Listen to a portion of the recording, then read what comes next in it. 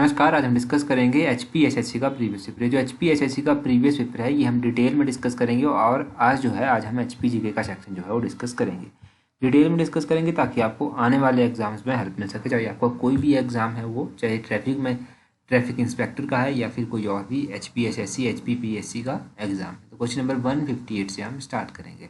158 में क्या पूछा गया है, Chamera hydro electric project has been executed by which of the following.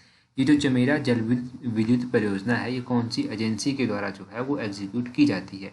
Chamera परियोजना की बात करें तो ये किसके द्वारा एग्जीक्यूट की जाती है, ये NHPCL के द्वारा जो है वो एग्जीक्यूट की जाती है, यानी कि ऑप्शन सी सही आंसर है।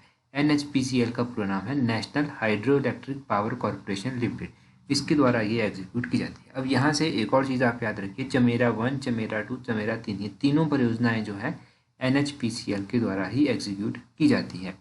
तो ये सब तो आप यहाँ से याद रखेंगे ही। बाकी कुछ और भी इंपॉर्टेंट परियोजनाएं हैं, जैसे कि होली परियोजना हो गया। होली परियोजना किसके द्वारा एग्जीक्यूट की जाती है, ये Himachal Pradesh state electricity board limited के द्वारा एग्जीक्यूट की जाती है।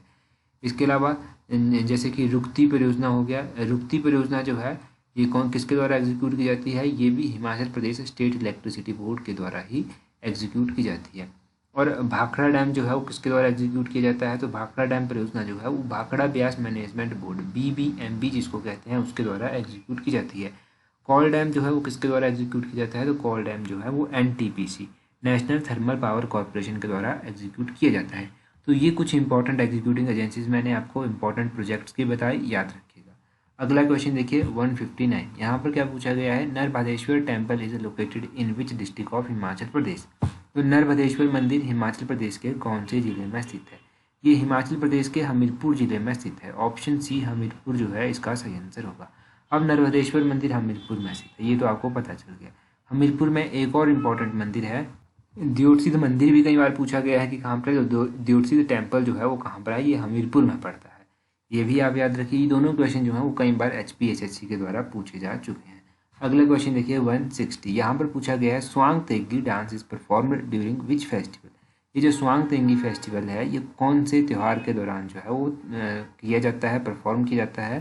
देखो ये जो है दिवाली के दौरान परफॉर्म किया जाता है। ऑप्शन सी दिवाली जो है इसका सही आंसर होगा। अब ये दिवाली के दौरान परफॉर्म किया जाता है, ये तो आपको पता चल गया, ये आप याद रखिए। अब इम्पॉर्टेंट डांसेस भी पता होने चाहिए आपको। सबसे पहले सिरमौर के इंपॉर्टेंट डांसेस देखते हैं। तो सिरमौर के जो इंपॉर्टेंट लोक नृत्य हैं वो हैं जैसे कि झूरी हो गया, बुढ़ा हो गया, बिरसू हो गया, ये तो सिरमौर के इंपॉर्टेंट डांसेस हैं। सिरमौर के अलावा लाहौल स्पीति के पूछ लिए जाते हैं, तो लाहौल स्पीति के सांद और साबू जो है ये तो काफ़ी इंपॉर्टेंट है। किन्नौर के भी पूछे जाते हैं, तो किन्नौर के कौन कौन से हैं, जैसे कि राक्षस नृत्य हो गया, छाम्ब हो गया, क्यांग हो गया, बाक्यांग हो गया, व्यांगचू हो गया, ये सब सिरमौर के इंपॉर्टेंट डांसेज हैं।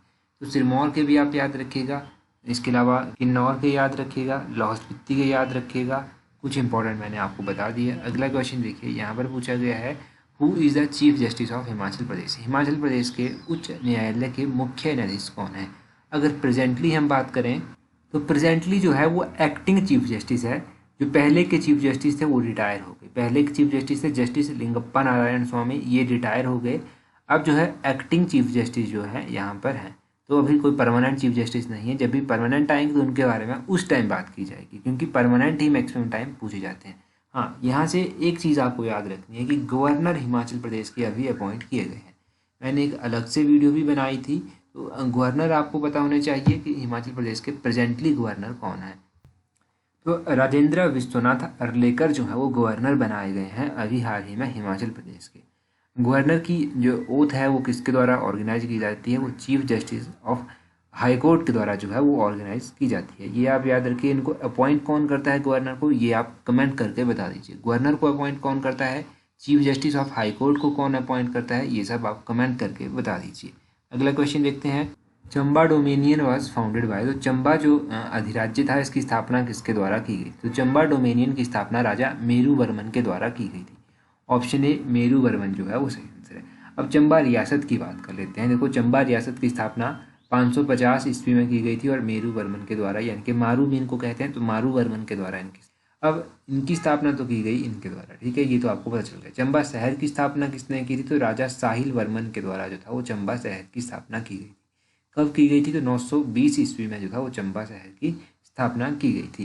चंबा के बारे में एक और क्वेश्चन जो है वो अक्सर पूछा जाता है कि चंबा के ऐसे कौन से राजा थे जिन्होंने सबसे पहले अपने नाम के साथ सिंह उपाधि का प्रयोग जो था वो किया था। तो चंबा के राजा गणेश वर्मन ने जो था अपने नाम के साथ सबसे पहले सिंह उपाधि का प्रयोग जो था वो किया था। ये चंबा के बारे में बेसिक से क्वेश्चन आप याद रखिए। क्वेश्चन नंबर 129 देखिए, यहाँ पर पूछा गया है which Delhi sultan captured the Kangra fort in 1337। तो ऐसे कौन से दिल्ली सल्तन थे, जिनके सुल्तान थे, जिन्होंने 1337 ईस्वी में जो था वो कांगड़ा किले को जीता था। क्वेश्चन नंबर 129 का ऑप्शन बी सही आंसर है, मोहम्मद बिन तुगलक। मोहम्मद बिन तुगलक के द्वारा जो था वो कांगड़ा का जो फोर्ट है, कांगड़ा का जो किला है, उसको कैप्चर किया गया था। कब किया गया था ये भी पूछा जा सकता है। तो 1337 में किया गया था, ये भी यहाँ पर पूछा गया है। अब यहाँ से भी क्वेश्चंस जो है वो अलग अलग फॉर्म में पूछे जाते हैं। एक तो क्वेश्चन पूछ लिया जाता है कि 1009 ईस्वी में जो था वो किसने नगरकोट का जो किला था उसको लूटा था। तो नगरकोट यानी कि कांगड़ा को 1009 ईस्वी में लूटा गया था महमूद गजनवी के द्वारा। एक तो आप ये क्वेश्चन याद रखिए। दूसरा क्वेश्चन पूछ लेता है कि तैमूर लंग के द्वारा जो था वो कांगड़ा यानी कि नगरकोट को कब यहाँ पर आक्रमण किया गया था। तो तैमूर लंग के द्वारा कब यहाँ पर आक्रमण किया गया था, 1398 में यहाँ पर आक्रमण किया गया था। मोहम्मद गौरी ने जब आक्रमण यहाँ पर किया था तो उस समय चंबा के राजा कौन थे, ये क्वेश्चन भी बनता है एक। तो मोहम्मद गौरी ने जब आक्रमण किया था तो चंबा के राजा थे राजा विजय वर्मन। और जब मोहम्मद गजनवी ने 1009 में आक्रमण किया था तो उस समय कांगड़ा के राजा कौन थे। तो मैं कांगड़ा की बात कर रहा हूँ अभी, पहले मैंने चंबा के बारे में आपको बताया। तो जब 1009 में महमूद गजनवी के द्वारा आक्रमण किया गया था तो उस समय कांगड़ा के राजा थे राजा जगदीश चंद, ये आप याद रखिए। और जब 1337 ईस्वी में जो था वो आक्रमण किया गया था यहाँ पर मोहम्मद बिन तुगलक के द्वारा, तो उस समय कांगड़ा के राजा कौन थे। तो उस समय कांगड़ा के राजा थे राजा पृथ्वी चंद। ये कुछ इंपॉर्टेंट क्वेश्चंस आप यहाँ से याद रखिए। क्वेश्चन नंबर 130 देखिए, 130 में क्या पूछा गया है, which governor general visited Shimla for the first time in 1827 AD।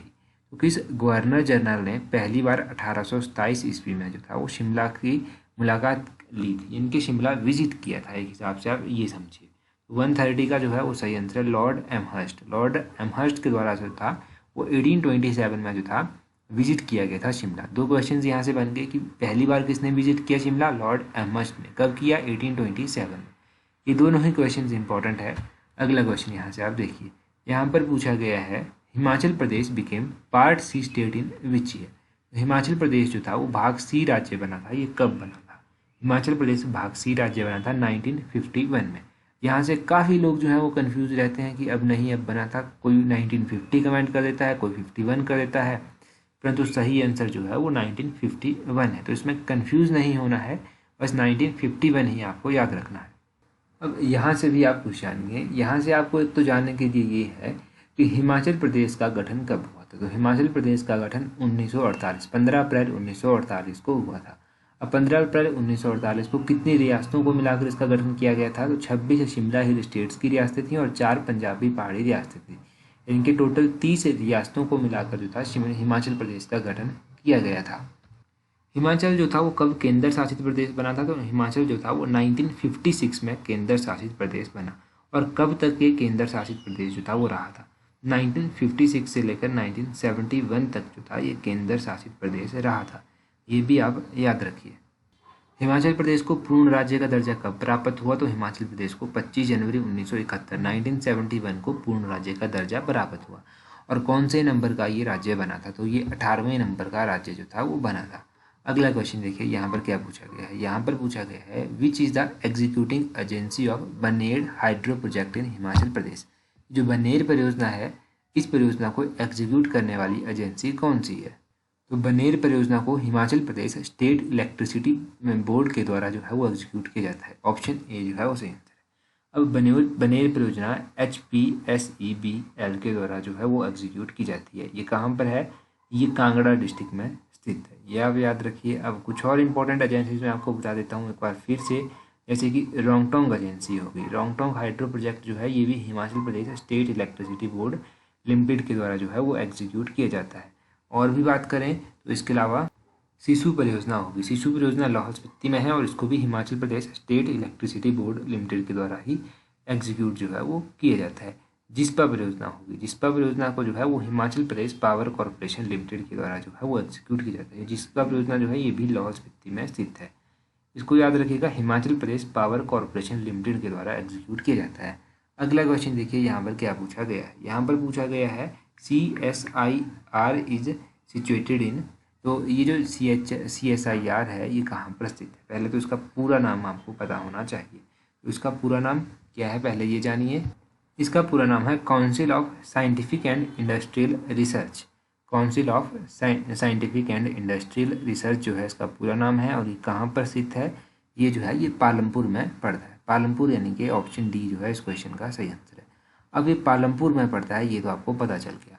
अब यहाँ से क्या आप याद रख सकते हैं, और यहाँ से आप याद रखिए कि हिमाचल प्रदेश कृषि विश्वविद्यालय कहाँ पर स्थित है। ये कांगड़ा यानी कि पालमपुर में स्थित है। अभी पालमपुर में स्थित है। इसकी स्थापना कब की गई थी? इसकी स्थापना 1978 में की गई थी। इसका और भी नाम है, उसको जिस नाम से इसको जाना जाता है तो उसको श्रवण कुमार कृषि विश्वविद्यालय के नाम से जाना जाता है। ये सब आप याद रखिए पालमपुर से रिलेटेड। अगला क्वेश्चन भी देखिए आप क्या है। यहाँ पर पूछा गया है Himalayan borderland book is written by, जो हिमालयन बॉर्डरलैंड किताब है ये किसके द्वारा लिखी गई? हिमालयन बॉर्डरलैंड किताब जो था ये किताब राम राहुल के द्वारा लिखी गई। ऑप्शन ए राम राहुल जो है वो सही आंसर है। कुछ और इम्पोर्टेंट किताबें याद रखिए। तारीख़ रियासत सिरमौर किताब पहले याद रखिए कि तारीख़ रियासत सिरमौर किताब रणजौर सिंह के द्वारा जो था वो लिखी गई थी। और हिमालयन बॉर्डरलैंड राम राहुल के द्वारा लिखी गई। किन्नर देश भी किताब है ये राहुल सांकृत्यान के द्वारा लिखी गई। हिमालयन सर्किट किताब है ये JD खोसला के द्वारा लिखी गई। प्राचीन हिमाचल LP पांडे के द्वारा लिखी गई। मुख्तसर तारीख़ रियासत चंबा गरीब खान के द्वारा लिखी गई। हिमालयन आर्ट भी एक किताब है ये JC फ्रैंक के द्वारा लिखी गई। पहाड़ बेगाने नहीं होंगे शांता कुमार के द्वारा लिखी गई। हिमालय पर लाल छाया भी शांता कुमार जी के द्वारा लिखी गई। मृग तृष्णा किताब भी शांता कुमार के द्वारा लिखी गई। लाजो किताब भी शांता कुमार के द्वारा लिखी गई। राजनीति की शतरंज किताब भी शांता कुमार के द्वारा लिखी गई। पॉलियंड्री इन हिमालयाज YS परमार के द्वारा लिखी गई। ये सब इंपॉर्टेंट किताबें तो आप यहाँ से याद रखेंगे। बाकी एक क्वेश्चन का आंसर आप कमेंट करके भी बताएंगे। धरती है बलिदान की किताब जो था वो किसके द्वारा लिखी गई थी? धरती है बलिदान की किताब किसने लिखी, ये आप कमेंट करके जल्दी से बता दीजिए। हाँ, इसके अलावा अगर अभी तक आपने टेलीग्राम, इंस्टाग्राम और फेसबुक पर हमें ज्वाइन नहीं किया है तो इन सभी का लिंक नीचे डिस्क्रिप्शन बॉक्स में दिया है। अब हम इन सभी पर हमें ज्वाइन कर सकते हैं। So that's all for today. Thank you very much for watching and listening it very patiently.